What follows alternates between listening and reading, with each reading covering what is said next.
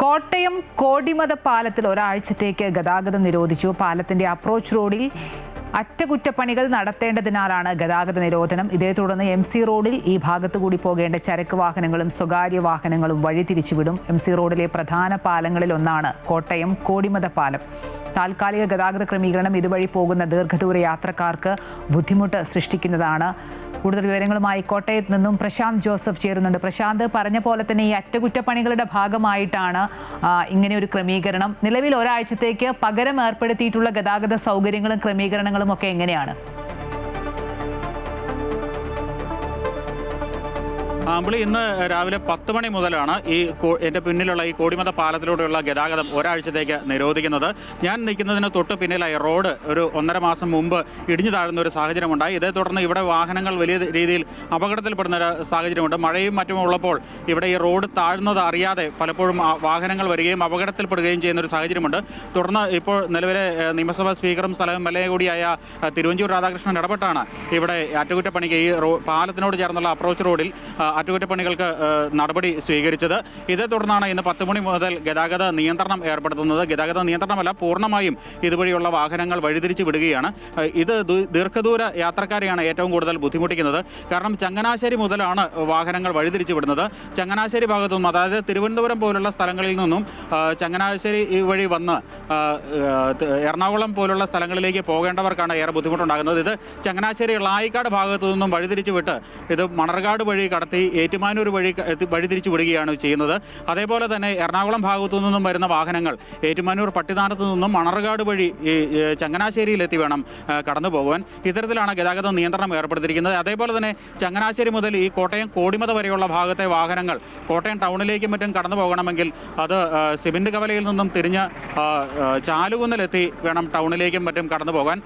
അത്തരത്തിലാണ് ഗതാഗത നിയന്ത്രണം ഏർപ്പെടുത്തിയിരിക്കുന്നത്. അതേപോലെ തന്നെ കോട്ടയത്തിൻ്റെ ഭാഗമായുള്ള കോട്ടയം ടൗണിനോട് ചേർന്നുള്ള 2 ബൈപ്പാസുകളാണ് പ്രധാനമായും വാഹനങ്ങൾ വഴിതിരിച്ചു വിടുന്നതിനായി പ്രയോജനപ്പെടുത്തിയിട്ടുള്ളത്.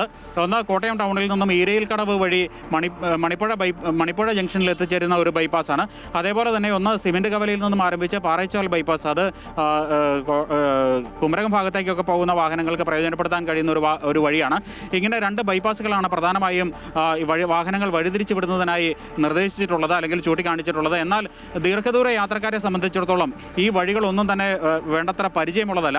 എന്നാൽ ഈ സ്ഥലങ്ങളിലൊക്കെ തിരിഞ്ഞു പോകുന്നിടത്ത് പോലീസിനെ അടക്കം വിന്യസിച്ചുകൊണ്ട് വാഹനങ്ങൾ വഴിതിരിച്ചു വിടുന്നതിന് ആളുകൾക്ക് ആശയക്കുഴപ്പം ഇല്ലാതെ തന്നെ കടന്നു പോകുന്നതിന് സൗകര്യമൊരുക്കുമെന്നാണ് പോലീസും അറിയിച്ചിട്ടുള്ളത്. എന്നാൽ പ്രധാന പ്രശ്നം എന്തെന്ന് ചോദിച്ചു കഴിഞ്ഞാൽ ഈ ജംഗ്ഷനുകളിലൊന്നും തന്നെ വേണ്ടത്ര വീതിയോ സൗകര്യങ്ങളോ ഇല്ല. ഇത് യാത്രക്കാരെ വലിയ തോതിൽ ബുദ്ധിമുട്ടിക്കും. ഇവിടെ വലിയ തോതിലുള്ള ഗതാഗതക്കുരുക്ക് ഉണ്ടാകാനുള്ള ഒരു സാധ്യതയും ചൂണ്ടിക്കാണിക്കുന്നുണ്ട്. അത്തരത്തിൽ ഒരാഴ്ചത്തേക്കാണ് നിയന്ത്രണം അല്ലെങ്കിൽ ഗതാഗത നിരോധനം പറഞ്ഞിട്ടുള്ളതെങ്കിലും ഇത് ഒരുപക്ഷെ ഈ ഒരാഴ്ച കൊണ്ട് ഈ നിർമ്മാണ ജോലികൾ അല്ലെങ്കിൽ അറ്റകുറ്റപ്പണികൾ പൂർത്തീകരിച്ച് തുറന്നു കൊടുക്കാൻ കഴിയുമോ എന്നുള്ള ഒരു ആശങ്ക ഇപ്പോൾ നിലനിൽക്കുന്നുണ്ട്. ഞാൻ നിൽക്കുന്നതിൻ്റെ വലതുഭാഗത്തായി പുതിയൊരു പാലം കൂടി ഇവിടെ ഈ കോടിമത പാലത്തിന് സമാന്തരമായി മറ്റൊരു പുതിയൊരു പാലം കൂടി നിർമ്മാണം പൂർത്തീകരിച്ചിട്ടുണ്ട്. പക്ഷേ കുഴപ്പം എന്തെന്ന് ചോദിച്ചാൽ ആ നിർമ്മാണം പൂർത്തീകരിച്ചിട്ട് ഏറെ കാലമായെങ്കിൽ പോലും അതിൻ്റെ അപ്രോച്ച് റോഡ് ഇരുവശങ്ങളിലും നിർമ്മാണം പൂർത്തീകരിച്ചിട്ടില്ല. ടാറിംഗ് ഉൾപ്പെടെയുള്ള ജോലികൾ പൂർത്തീകരിക്കേണ്ടതുണ്ട്. അത് വലിയൊരു പ്രതിസന്ധിയാണ് അതിലെ വാഹനങ്ങൾ കടന്നുവിടാൻ കഴിയാത്തത് മൂലം ഉണ്ടായിരിക്കുന്നത്. ഏതായാലും വൈകാതെ അവിടെ ഒരു ടാറിംഗ് നടത്തിയ ശേഷം ഇവിടെ അറ്റകുറ്റപ്പണികൾ നടത്താൻ കഴിഞ്ഞിരുന്നെങ്കിൽ ഇതുവഴി കടന്നു പോകുന്ന ആയിരക്കണക്കിനല്ല MC റോഡാണ് MC റോഡിലെ പ്രധാനപ്പെട്ട പാലങ്ങളിൽ ഒന്ന് തന്നെയാണ് കോടിമത പാലം. കിഴക്കൻ ജില്ലകളിൽ നിന്ന് വടക്കൻ ജില്ലകളിലേക്കും വടക്കൻ ജില്ലകളിൽ നിന്ന് കിഴക്കൻ ജില്ലകളിലേക്കും ഒക്കെ കോട്ടയം വഴി കടന്നു പോകുന്ന എല്ലാ വാഹനങ്ങളും ഈ പാലത്തിൽ കൂടി തന്നെയാണ് കടന്നു പോയിക്കൊണ്ടിരിക്കുന്നത്. അത്തരത്തിലൊരു വാഹനത്തിലാണ് ഒരാഴ്ചയോളം ഗതാഗത നിയന്ത്രണം ഏർപ്പെടുത്തുന്നത്. അപ്പോൾ അത് എത്രത്തോളം വലിയൊരു പ്രതിസന്ധിയാണ് ഉണ്ടാക്കുക എന്നുള്ളത് തീർച്ചയായും മനസ്സിലാക്കാവുന്നതാണ്. അപ്പോൾ ഈ സമാന്തര പാലത്തിൽ അല്ലെങ്കിൽ പുതുതായി നിർമ്മിച്ച ഈ പാലത്തിലൂടെ ഗതാഗതം ആരംഭിക്കാൻ താൽക്കാലികമായെങ്കിലും കടത്തിവിടാൻ ഒരു ക്രമീകരണം ഏർപ്പെടുത്തിയിരുന്നെങ്കിൽ അത് യാത്രക്കാരെ സംബന്ധിച്ചിടത്തോളം വലിയ ഒരു ആശ്വാസമാകുമായിരുന്നു. ഇപ്പോൾ ടൗണിലേക്ക് എത്തുന്നവരെ സംബന്ധിച്ചിടത്തോളം ഈ നഗരത്തിൻ്റെ പ്രാന്തപ്രദേശങ്ങളിൽ നിന്നും ടൗണിലേക്ക് എത്തുന്നവരെ സംബന്ധിച്ചിടത്തോളം വലിയ ബുദ്ധിമുട്ടാണ് സൃഷ്ടിക്കുന്നത്. അതേപോലെ തന്നെ ദീർഘദൂര യാത്രക്കാരെ സംബന്ധിച്ചിടത്തോളം ഈ ചങ്ങനാശ്ശേരി ളായിക്കാട് ഭാഗത്തു നിന്നും തിരുവനന്തപുരത്ത് നിന്ന് വരുന്നവരെ സംബന്ധിച്ചിടത്തോളം ചങ്ങനാശ്ശേരി ളായിക്കാട് ഭാഗത്തു നിന്നും മണർകാട് വഴിയൊക്കെ കടന്നു പോകുക എന്ന് പറഞ്ഞാൽ വഴി ഒട്ടും പരിചിതമായ ഒരു സാഹചര്യമല്ല ഉള്ളത്.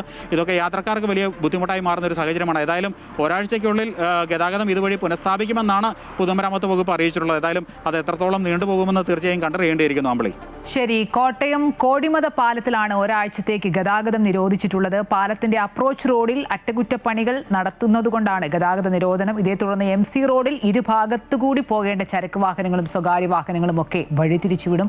MC റോഡിലെ പ്രധാന പാലങ്ങളിലൊന്നാണ് കോട്ടയം കോടിമത പാലം. പ്രശാന്ത് സൂചിപ്പിച്ച പോലെ തന്നെ ഈ വഴി ദീർഘദൂര യാത്രയ്ക്ക് പോകുന്നവരാണ് ഏറ്റവും കൂടുതൽ ശ്രദ്ധിക്കേണ്ടത്. താൽക്കാലിക ഗതാഗത ക്രമീകരണം ഇതുവഴി പോകുന്ന ദീർഘദൂര യാത്രക്കാർക്ക് ബുദ്ധിമുട്ട് സൃഷ്ടിക്കുന്നതാണ്. എന്തായാലും ഇതിന്റെ വിശദാംശങ്ങൾ നൽകുകയായിരുന്നു കോട്ടയത്ത് നിന്നും പ്രശാന്ത് ജോസഫ്.